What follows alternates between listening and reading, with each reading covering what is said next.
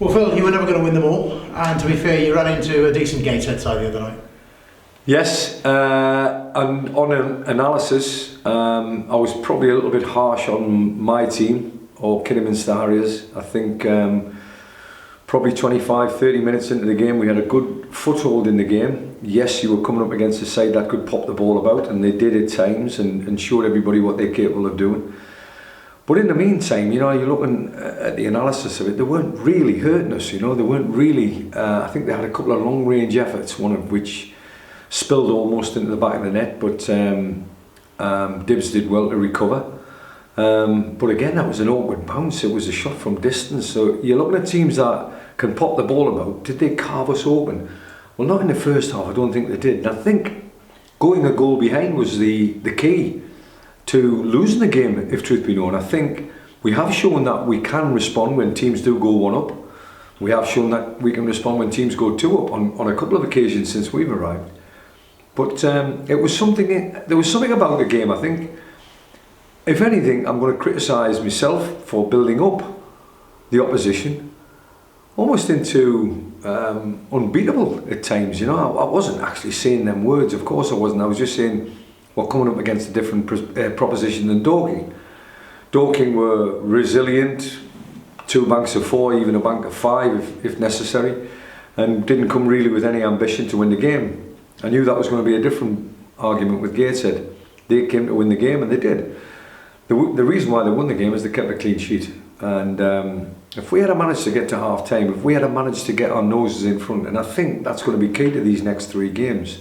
3 games away from home, backs to the wall probably in the first one for sure. It's going to be a massive crowd. Going back to my days when I was almost a supporter at Oldham, when Joe Royal had a team at Oldham that was one to be admired, and I was just down the road playing football at Halifax, so it was just over the border, as it were, the Lancashire-Yorkshire border, and I used to go and watch them because I was impressed at the way they played. And them days were the halcyon days of Oldham Athletic. You look at them now in the National League, you'd never have thought back in them days that they were going to be in the National League, but that's life, that's football, it's happened to a number of teams, and it's happened to Oldham. We're coming up against a team that can boast a great history in the football league, but they are what they are. They are where they are.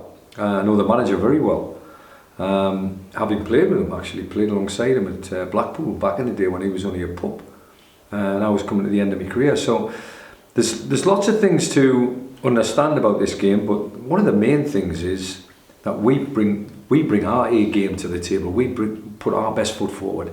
I think that's the one thing I'm learning about this group, is that we have to really focus on us. If we focus on us, and we can actually play to the best of our abilities, and it won't happen every week, but if you can get 9 or 10 players that can play to the best of their ability, we'll give anybody a game in this division. It's interesting you mentioned about Gateshead, because I saw them 10 days earlier against Hereford in the trophy, and it was also a mirror image of them. Like, they passed Hereford off the pitch in the first half at Edgar Street without really threatening, and it was almost exactly the same, I thought, until they got the goal, really. I think you have to admire them. They have had a change of management. They have have had changes of players. I think it was about six players difference from the first time that we played them when I wasn't here, and the club got well and truly turned over 3-0. I think that's almost a mental scar on some of the players' minds, that it's still Gateshead, and at the end of the day, that's what you've got to understand. We are Kidderminster Harriers, end of story. You don't have to say who the opposition are, just bring our A game to the table, bring the best Kidderminster Harriers performance to the table, and we'll compete with anybody. We've got 12 matches to go, and seven of them away from home, 5 of them at Agborough. I got a points total in my head, and I know in the history of the National League what that points total has been to survive. So you've got to have something to aim for. That's my point. And as a group of players, we've got a target, and that target is very, very achievable, but not overnight. It doesn't happen overnight, and we've won 4 games and drawn 1 and lost 1 now. We've got to make sure that that new manager bounce, if you like, does not dissipate, doesn't go away. The players are still the same players, and I'm still the same manager. Neil McDonald's still the same coach. We're doing the same things. We're telling them the same ways of playing against difficult opposition for sure, but there's a way of stifling that opposition, and there's also a way of creating against that opposition. We do the stifling part very, very well. It's the creativity that we brought to the party in them first 4 games that has won us the games. That final third in both ends of the pitch are the key moments in a game of football, where your goalkeeper and your back 4, back 5 stand up to whatever the opposition's thrown at you. But then when you've got the opportunity, and I think that's what we didn't do, we didn't really carve gates at open. We had opportunities, we had moments in the game that we didn't work the goalkeeper, we missed the target, and they fell to the right people as well. We've just got to really recommit to that final third, and hopefully if we can get our noses in front, we can stay there. Yeah, it must be a bit of concern, over the last 3 games that the goals have dried up a bit.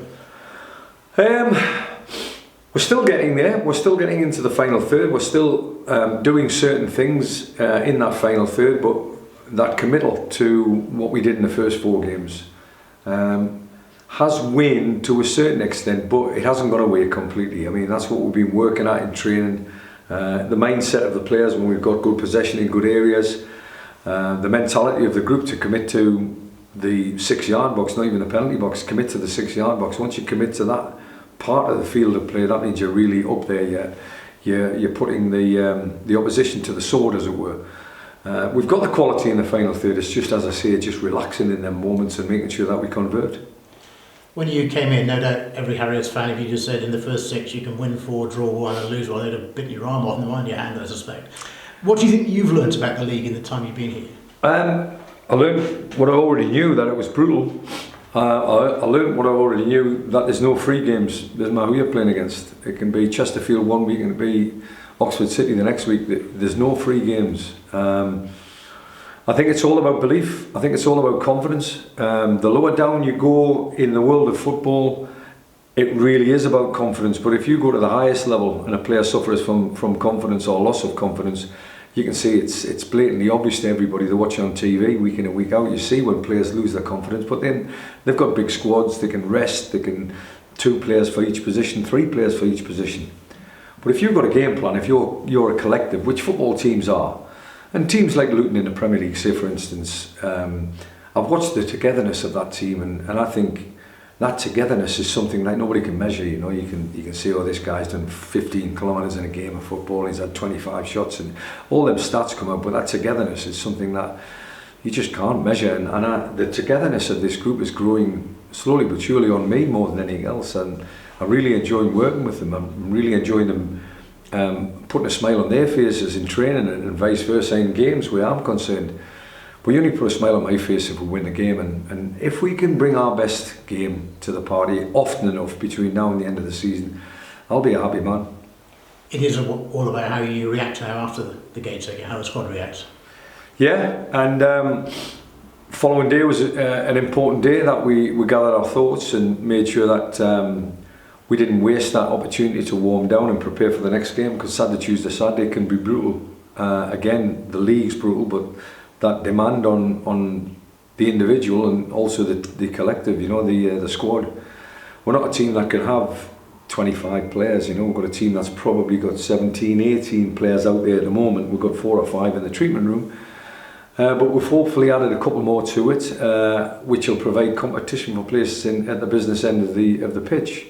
But that competition for places, you know, sometimes you get to the lower levels of football and people think they're looking over the shoulder, and instead of focusing on their game, that's the only way to keep your shirt, you focus on your game and bring the best of your ability to that game, then you have every chance of being selected the next game. If you're looking over your shoulder thinking, oh no, he's brought another striker in, or he's brought another centre half in, or whatever, you're going to take your focus off your game.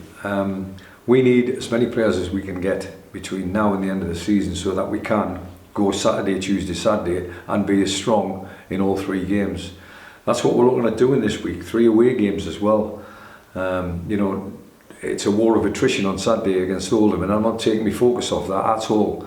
But hopefully we can dust ourselves down and be prepared for the Tuesday match. But you know, if we've got 3 points from Saturday, that's a great start to the week, and we can go into that game on Tuesday full of confidence, buoyed by the fact that we can travel and win games of football.